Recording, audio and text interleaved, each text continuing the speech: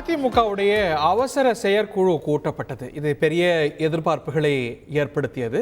இந்த செயற்குழுவில் 11 தீர்மானங்கள் நிறைவேற்றப்பட்டிருப்பதாக தகவல்.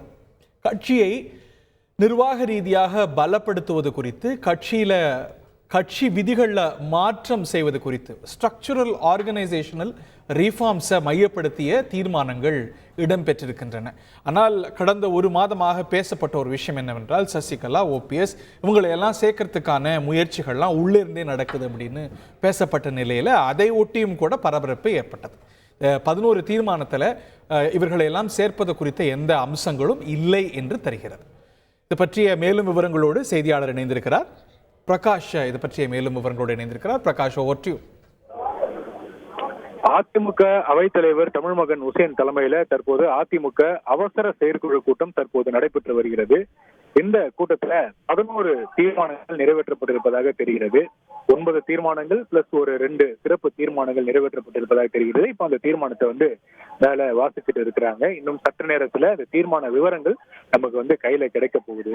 இந்த தீர்மானத்துல முதற்கட்ட தகவல் என்ன அப்படின்னு பார்த்தோம்னா, பிரிந்து சென்ற திருமதி சசிகலா ஆகட்டும் அல்லது ஓ பன்னீர்செல்வம், ஆர் வைத்திலிங்கம் உள்ளிட்ட யாரும் மீண்டும் கட்சியில சேர்த்துக் கொள்வது குறித்து எந்த விதமான தீர்மானமும் நிறைவேற்றப்படவில்லை என்பதுதான் அந்த முதற்கட்ட ஒரு தகவல் நமக்கு கிடைத்திருக்கிறது.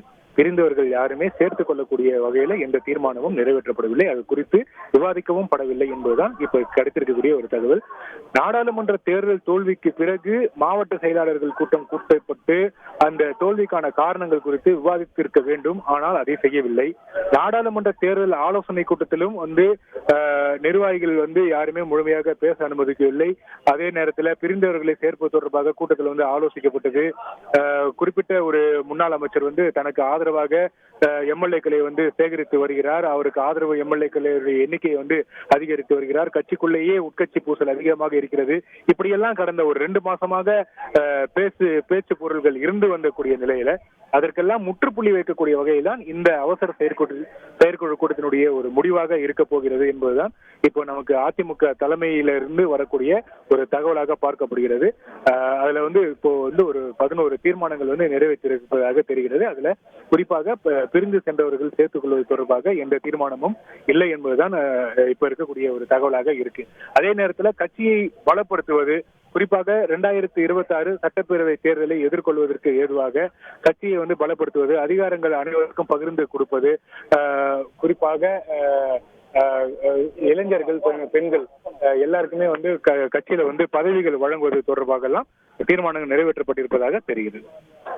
இந்த விஷயம் குறித்து யாரேனும் எழுப்பினார்களா? இப்போ ஒரு 6 முன்னாள் அமைச்சர்கள் இதை பர்சியூ பண்றாங்க, அவங்க தான் இதை கன்வின்ஸ் பண்ண முயற்சி செய்யறாங்க என்றெல்லாம் ஒரு மாதமாக ஒரு பேசு பொருளாக அனைத்து ஊடகங்களிலும் இருந்து வருகிறது.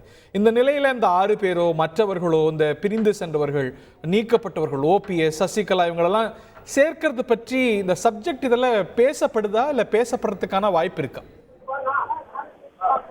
நாடாளுமன்ற தேர்தல் ஆலோசனை கூட்டம், தேர்தல் முடிவுகள் தொடர்பாக ஆலோசனை கூட்டம் நடந்தது. அந்த நாடாளுமன்ற தொகுதி வாரியாக அந்த ஆலோசனை கூட்டம் நடத்தப்பட்ட போது ஒரு சில தொகுதிகள், குறிப்பாக தென் மாவட்டங்கள், தஞ்சாவூர் உள்ளிட்ட இந்த மாதிரி டெல்டா மாவட்டங்கள்ல அந்த மாதிரி ஒரு பேச்சு இருந்தது. சில நிர்வாகிகள் பிரிந்தவர்களை சேர்த்துக் கொள்ளணும், கட்சி பலவீனமா இருக்கு, கட்சி 3ஆக பிரிந்திருக்கக்கூடிய காரணத்தினாலதான் நம்ம தேர்தலில் தோல்வி இருக்கும். எனவே கட்சி ஒருங்கிணைந்து பலப்படுத்தி இருந்தா நம்ம வெற்றிக்கு நெருங்கி இருக்கலாம், சில தொகுதிகளை வெற்றியும் பெற்றிருக்க முடியும் என்பதெல்லாம் ஒரு சில நிர்வாகிகள் அந்த கருத்துக்களை தெரிவித்திருந்தாங்க.